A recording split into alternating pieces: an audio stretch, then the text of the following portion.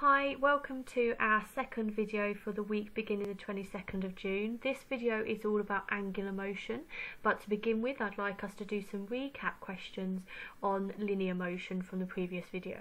So pause the video, have a go at these 4 questions, 2 minutes, and then we'll go through the answers. Okay, so the 2 measurements necessary for calculating average speed are distance and time, so that's answer C. A car maintains a constant velocity of 100 km per hour for 10 seconds. During this interval, its acceleration is, well, we calculate acceleration by initial final velocity minus initial velocity. Now the velocity has stayed at 100 km, so you do 100 km minus 100 km, which is 0, divided by 10 seconds, because it's the velocity divided by time, which leaves us with 0. So it's a constant velocity, there's no acceleration. As a ball falls freely, the distance it falls each second is the same. Now the key word here is freely. There are no forces acting upon it, so the answer would be true. And remember, link it to Newton's first law of motion. So what is the difference between speed and velocity? The answer is that speed has no direction, but velocity does. Speed just measures distance, whereas velocity measures size and direction.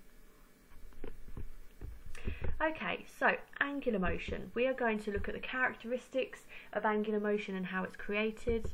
We are going to look at the axes of rotation, which we've covered before, but we'll go through them again, a bit of a recap. We're going to look at key descriptors, 3 key descriptors: moment of inertia, angular velocity and angular momentum, and we are going to look at how to plot graphs of each moment of each key descriptor. We're also going to look at conservation of angular momentum and angular analogue of Newton's first law of motion. So, angular motion is movement of a body or part of a body in a circular path about an axis of rotation. So, angular motion is rotation. So, this is more common in sport than linear motion, because sport is a dynamic movement, and the nature of most activities are that you move in angles rather than in straight lines. So, angular motion is measured in radians. Radians measure the angle through which a body rotates. So 360 degrees equals 2 pi radians.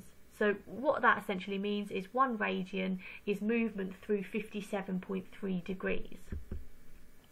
So can you identify angular motion and the axes of rotation in these photos? Pause the video, take a few minutes to try and work out where the axis of rotation is and where the rotation is happening. Okay, so in the first video, the first picture, you can see that the rotation is occurring where the hands meet the pole.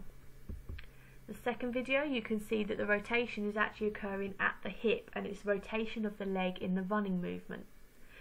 And then in the third photo, you can see the rotation is actually happening around the centre of mass, which is outside of the body in this situation. So angular motion results from an eccentric force being applied outside of the body's centre of mass. So this eccentric force is also known as torque, and it's a turning or a rotating force. So understanding angular motion is essential for performance analysis, because it enables us to perfect technique because of the skeletal makeup of the body. So if you think back to when we looked at levers, bones act as levers and they move about a joint or a fulcrum, and that effort, the muscular force in the lever, creates a form of rotational movement, so flexion or abduction, circumduction, etc. So what I would like you to do is just to think, now you've got some knowledge on angular motion, try and complete the table comparing linear motion to angular motion. If you pause the video and then we'll go through the answers. Okay, so this is what I've got. So linear motion is the movement of a body in a straight or curved line, all parts moving the same distance, same direction, same time, whereas angular motion is movement of a body in a circular path around an axis of rotation. Linear motion is created by a direct force straight through the centre of mass. Angular motion is created by eccentric force, which is an external force outside of the centre of mass.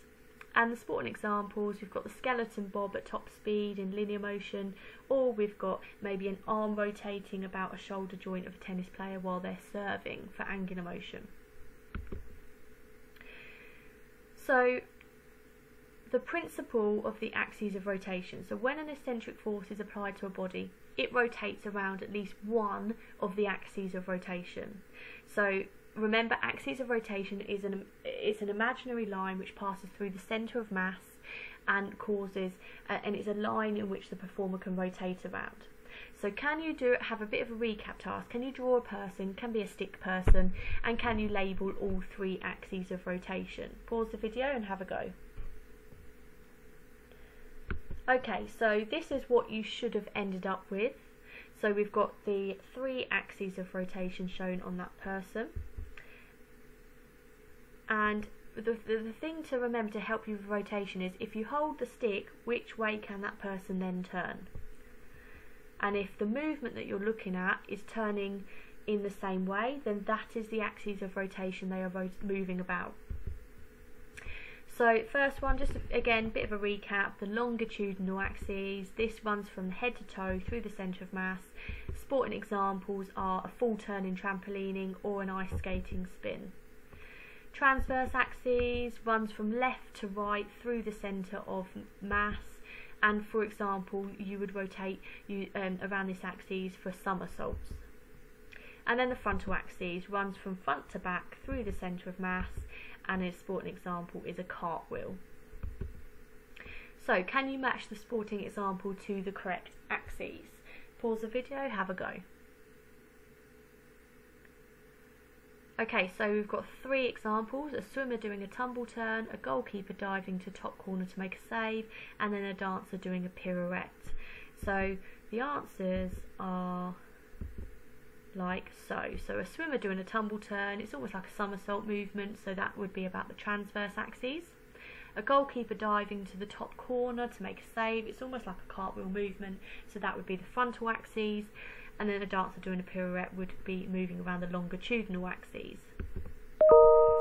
So again, can you identify the axes of rotation for each picture? Pause the video, have a go. Okay, so the first image of this performer here in baseball, the axes of rotation would actually be transverse. Here, where the ice skater is doing the spin, it would be moving around the longitudinal axes. This rotation here, the diver almost doing a somersault movement, so that would be transverse. This movement here, the gymnast doing a handless cartwheel on the beam, that would be moving around the frontal axes. This movement here, the rotation of the arm while Rafael Nadal is serving, that would be around the transverse axes. And then here we have a discus thrower rotating around that movement there, so it would be around the longitudinal axes. So, angular motion descriptors, we have three, and they are essential for analysing technical aspects of performance. So calculations can be made for each key descriptor to identify strengths and weaknesses within an event. So the three key descriptors are angular velocity, moment of inertia, and angular momentum. So angular velocity is the rate of change in angular displacement, or simply the rate of rotation, and it is measured in radians per second. So it's how fast are they spinning, basically. So you calculate it using their angular velocity equals angular displacement over time taken. So how many degrees do they rotate, and how long does it take them to rotate? So if a trampolinist performing a seat drop rotates their legs clockwise about the transverse axes 1.57 radians in 0.5 seconds, what is their average angular velocity? So the calculation would be 1.57 divided by 0.5, which means their angular velocity would be 3.14 radians per second. in an exam, always write the formula you are using. Write your working out and the units of measurement, because just in case you get the calculation wrong, the answer wrong, if you've got the right calculation or way to work it out, they will still sometimes award you marks for that. So, what I would like you to do is I would like you to try and plot an angular velocity graph. So here you have the time intervals and the angular velocity. Underneath, I would like you to try and to use the data, draw a graph. The x-axis is time, the y-axis is angular velocity, and try and explain the curve produced. If you pause the video, have a go at that now. Okay, so this is what you should have come up with, something that looks a little bit like this. And when you're describing the graph, what this shows is that here at the start of the movement there's no angular velocity. As they go into a somersault, the angular velocity increases to increase their rotation, and then as they're coming out of the somersault, they're straightening up, then the angular velocity decreases. So here, this is where they're tucked up nice and tightly and they're spinning quite fast. So this leads us nicely on to the second key descriptor, moment of inertia. Now, moment of inertia is the resistance of a body to change its state of angular motion or rotation. So it's the angular or rotation equivalent of inertia. So a resting body will not want to start rotating around an axis, and a rotating body will not want to change its angular motion or momentum. Okay, and this is measured in kilograms per metre squared. Now, moment of inertia is calculated using the sum of mass multiplied by distribution of mass from the axes of rotation. Now, I'm going to be honest with you, it's very rare for you to have to actually work this calculation out in an exam question. However, you will need to be able to interpret moment of inertia and movements. Because of this calculation, each mass and distribution of mass from the axes of rotation will have a big influence on moment of inertia, its resistance to move. So mass, here we have two images. We have a rugby player on the left, we have Tom Daly, a diver, on the right. So who has the greater mass? Well, the answer is the rugby player. Who has the greatest moment of inertia and why? Have a think. So the answer again would be the rugby player. The bigger the mass, the greater the resistance to change state of rotation. It takes more effort to move, to rotate a greater mass. And it's beneficial to have a lower mass to start, stop or change the rate of rotation with relative ease. It's a little bit why you find gymnasts and divers are all very sort of slight. They don't have a great mass, and that helps with their rotation. Now, the second thing that it will influence moment of inertia is the distribution of mass from the axes of rotation. So how far is the mass from that axis of rotation? Is it close or is it far away? So here we have two performers. We have a diver performing a somersault in the tucked position, and we have a trampolinist performing a somersault in the straight position. Whose mass is distributed furthest from their axes of rotation? Well, the answer is the trampolinist. Who has the greater moment of inertia and why? Again, the answer is the trampolinist. A tucked somersault faces less resistance to rotation and will therefore rotate more quickly, so it has a lower moment of inertia. Whereas the trampolinist in that straight position, spread out from the axes of rotation, has a greater resistance to rotation. That is why in those sort of sports, a tucked somersault is a less complicated movement to a piked or a straight somersault. So if we link this to when we are running, both legs have the same mass, so they should have the same moment of inertia, you'd think. However, which leg has its mass distributed closest to the axis of rotation, and what is the impact of this? If you look at this runner here, we've got two legs, they've both got the same mass. The axis of rotation is at the hip, and it's the transverse axis. So which one which leg would move quicker? Well, the answer is that the recovery leg, the leg off the floor, is closest to the axis of rotation. It's tucked up and therefore it has a lower moment of inertia. And so it will rotate quicker and it will move much more quickly back to position, back to the ground. The drive leg is further away, so the moment of inertia and resistance to rotation is higher, and so that leg will move slowly. Now, this impacts on training and technique with runners because sprint training should include drills such as high knees and heel flicks to encourage that flexion and bend at the knee. That will help the recovery leg close to the hip, rotating it quickly back to the ground, and therefore if the moment of inertia is low, then the resistance to rotation is low, angular velocity is high, the legs move quicker. And again, application to figure skating. So how will a figure skater use this concept to control or manipulate the rate of their spin? Well, there's a YouTube video that you can have a little watch at just to demonstrate it visually, but essentially they will move their arms out to slow their spin, and they will bring their arms back in to increase the rate of their spin. You can experience it as well if you've got a swivelly chair. You can spin on the chair and you can spread your arms and legs out, you will slow down, and then you tuck your arms and legs back in and you will speed up. So, moving on to angular momentum, the third key descriptor. So this is the quantity of angular motion that is possessed by a body. So it's measured in kilograms per metre squared radians per second. So it's a combination of your angular velocity and your moment of inertia. And it is calculated by moment of inertia multiplied by angular velocity. So if a 60 kilogram gymnast performs a tucked front somersault, in the tucked phase their moment of inertia is 15 kilograms per metre squared, and they rotate with an angular velocity of 8 radians per second.